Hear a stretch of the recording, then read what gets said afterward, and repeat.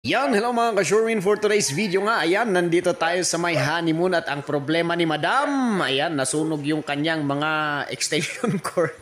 Ayan, sapagkat malalaki yung load weight na kailangan ng kanyang mga equipments. Ayan, kita nyo ba?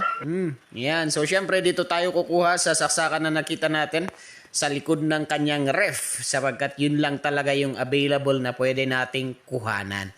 So nag-double checking tayo dyan. Ayan, meron pang slot na nakita tayo sa may buntot. Ayan, sa may puwet ng saksakan na yan. Kaya dito tayo maglalagay ng electrical molding. So kita nyo yung nilagay natin dyan. White Atlanta molding po yan. Ano? Tapos gumamit tayo ng number 12 na PDX na wiring.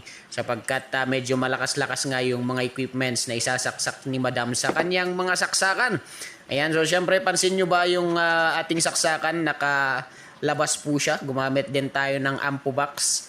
Ayan, para at least nakalabas na yung kanyang puwet. Ayan, hindi na nakapasok dun sa kasi hindi na pwede tayong magbakbak sa kanyang mga pader.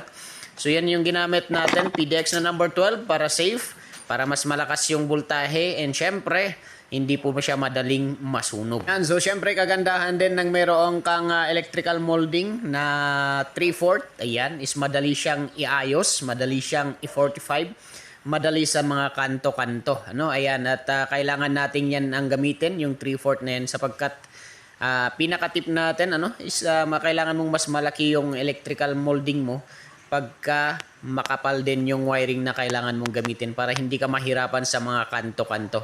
Ayan, so naglagay tayo dyan. Kita nyo ba? Oh, mas malinis po siyang tignan. Ayan, hindi pa ako nag-alikabok ng madaming alikabok dyan sapagkat ginamit po natin dyan is Boostic na no more nails yung pinagdikit natin. Ayun, so ganun lang siya kasimple.